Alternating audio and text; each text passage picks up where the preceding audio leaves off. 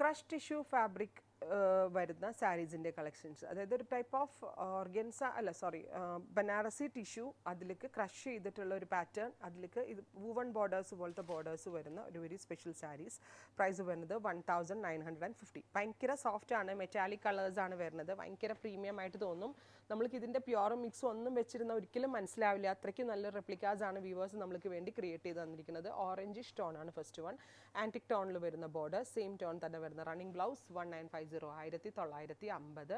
ഇതാട്ടോ ഇതിൻ്റെ പല്ലോ, സ്ട്രൈപ്സ് വരുന്ന പല്ലോ, ഇത് തന്നെ ആയിരിക്കും ബ്ലൗസ്.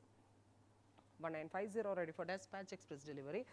എല്ലാം നല്ല ഭംഗിയുള്ള മെറ്റാലിക് ടോൺസ് ആണ്. ഒരു ടൈപ്പ് ഓഫ് മെറ്റാലിക് ഗ്രീൻ, ഒരു റസ്റ്റ് ഗ്രീൻ,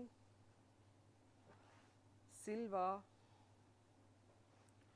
ഇതൊരു ടൈപ്പ് ഓഫ് റസ്റ്റ് തന്നെയാണ്, ഒരു ബ്രൗണിഷ് കളറും സിൽവർ ടിഷ്യൂ,